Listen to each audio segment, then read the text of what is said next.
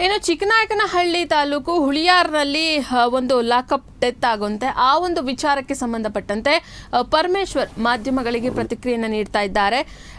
ವಿಚಾರಣೆ ಮಾಡುವಂತಹ ಸಲುವಾಗಿ ಏನು ಜೂಜ್ ಅಡ್ಡೆ ಮೇಲೆ ಪೊಲೀಸರು ದಾಳಿಯನ್ನು ನಡೆಸ್ತಾರೆ, ಅದರಲ್ಲಿ 6 ಜನರನ್ನ ಕರ್ಕೊಂಡು ಬರ್ತಾರೆ ಸ್ಟೇಷನ್ಗೆ.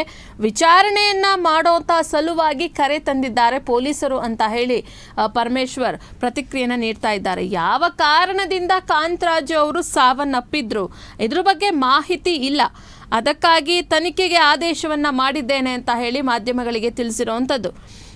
CID ತನಿಖೆಗೆ ಆದೇಶವನ್ನ ಮಾಡಿದ್ದೇನೆ, ಹಾಗೆ ಹಲ್ಲೆ ಮಾಡಿದ್ದಕ್ಕೆ ಸಾವಾಗಿದೆ ಅನ್ನುವಂತಹ ಕುಟುಂಬಸ್ಥರು ಆರೋಪವನ್ನ ಮಾಡ್ತಾ ಇದ್ದಾರೆ, ಆಕ್ರೋಶವನ್ನ ಮಾಡ್ತಾ ಇದ್ದಾರೆ.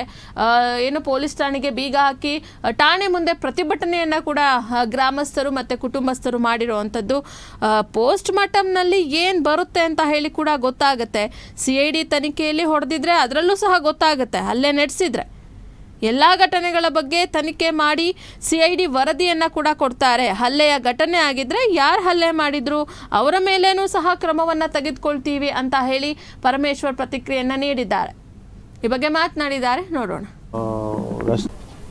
ಅವರು ಲಾಕಪ್ ಡೆತ್ ಅಲ್ಲ, ಅವರು ಸ್ಟೇಷನ್ಗೆ ಕರ್ಕೊಂಬಂದಿದ್ದಕ್ಕೆ ಅವರು ಏನೋ ಒಂದು ರೀತಿಯಲ್ಲಿ ಅವ್ರಿಗೆ ಏನಾಗಿದೆ ಅಂತ ಇನ್ನೂ ಗೊತ್ತಿಲ್ಲ. ಬಟ್ ಅದನ್ನು ತೀರ್ಕೊಂಡಿದ್ದಾರೆ. ಅದನ್ನು ನಾನೀಗ CID ಕೊಡಬೇಕು ಅಂತೇಳಿ ಡಿಸೈಡ್ ಮಾಡಿದ್ದೇನೆ. CID ಕೊಡ್ತೇವೆ.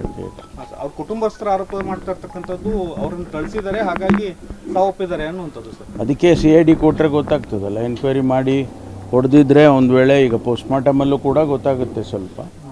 ಆದರೆ CID ಕೊಟ್ಟರೆ ಅದು ಆ ತನಿಖೆಯಲ್ಲಿ ಅವ್ರು ಹೊಡೆದಿದ್ರೆ ಅಥವಾ ಏನು ಎಂಟೈರ್ ಇನ್ಸಿಡೆಂಟ್ ಬಗ್ಗೆ ಅವರು ತನಿಖೆ ಮಾಡಿ ವರದಿ ಕೊಡ್ತಾರೆ. ಆನಂತರ ಏನಾದರೂ ಆ ರೀತಿ ಆಗಿದ್ದರೆ ಯಾರು ಹಂಗೆ ಮಾಡಿದ್ರು ಅವ್ರ ಮೇಲೆ ಆ್ಯಕ್ಷನ್ ತೊಗೊಳ್ತಾರೆ. ಧಾರವಾಡದಲ್ಲಿ ಸರ್ ಅದು ರೀಲ್ಸ್ ಮಾಡೋಕ್ಕೆ ಹೋಗಿ ಸಾವೊಪ್ಪಿದ್ದಾರೆ ಸರ್. ಅಂದರೆ ರೋಡ್ನಲ್ಲಿ ಸರ್, ಅದು ಒಂದು ಇಬ್ಬರು ಅಪ್ರಾಪ್ತರ ಇದ್ದಾರೆ ಸರ್. ನೋಡಿ, ನಾವು ಆದಷ್ಟು ಇಡೀ ರಾಜ್ಯದಲ್ಲಿ ಯಂಗ್ಸ್ಟರ್ಸ್ಗಳಿಗೆ ವೀಲಿಂಗ್ ಮಾಡೋದು, ಈ ರೀತಿ ರಸ್ತೆಯಲ್ಲಿ ಅಥವಾ ಬೇರೆ ಬೇರೆ ಸ್ಥಳಗಳಲ್ಲಿ ರೀಲ್ಸ್ ಮಾಡೋದು, ಇದೆಲ್ಲ ಮಾಡೋಕ್ಕೆ ಹೋಗ್ತಾರೆ. ಅವ್ರಿಗೆ ಒಂದೇನೋ ಒಂದು ಖುಷಿಗೆ ಮಾಡ್ತಾರೆ. ಅದು ಮಾಡಬಾರ್ದು ಅಂತೇಳಿ ಭಾಳಷ್ಟು ನಾವು ಕಂಟ್ರೋಲ್ ಮಾಡ್ತೀವಿ. ಆದರೂ ಒಂದೊಂದು ಸಾರಿ ಪೊಲೀಸ್ ಅವ್ರು ಕಣ್ ತಪ್ಪಿಸಿ ಹೋಗಿ ಈ ರೀತಿ ಮಾಡ್ಕೊಳ್ತಾರೆ. ಇಲ್ಲಿ ಕೂಡ ಬೆಂಗಳೂರಿನಲ್ಲೂ ಪ್ರತಿ ದಿವಸ ನಾವು ಈ ವೀಲಿಂಗ್ ಮಾಡ್ತಾರಲ್ಲ, ಅವರಿಗೆ ಮಾನಿಟ್ರ್ ಮಾಡಿ ಬೆಳಗಿನ ಜಾವ 4 ಗಂಟೆಗೆ ಮಾಡಿಬಿಡ್ತಾರೆ. ಅದು ಕಷ್ಟ ಆಗ್ತದೆ ಪೊಲೀಸ್ನವರಿಗೆ ಅವ್ರನ್ನ ಮಾನಿಟ್ರ್ ಮಾಡೋದಕ್ಕೆ. ಆದರೂ ಕೂಡ ಅವರಿಗೆಲ್ಲ ತಿಳಿಸ್ತೇವೆ ನಾವು. ಒಂದು ಸ್ವಲ್ಪ ಅವರಿಗೆ ಎಜುಕೇಟ್ ಮಾಡೋದಕ್ಕೆ ಟ್ರೈ ಮಾಡ್ತಾರೆ, ಆದರೂ ಮಾಡಿಬಿಡ್ತಾರೆ. ಅಂಥ ಸಂದರ್ಭದಲ್ಲಿ ಏನು ಆ್ಯಕ್ಷನ್ ತೊಗೋಬೇಕು ಅಥವಾ ಈಗ ಅವರಿಗೆ ಅವ್ರ ಕುಟುಂಬದವ್ರಿಗೆ ಎಷ್ಟು ನಷ್ಟ ಆಗುತ್ತೆ ನೋಡಿ.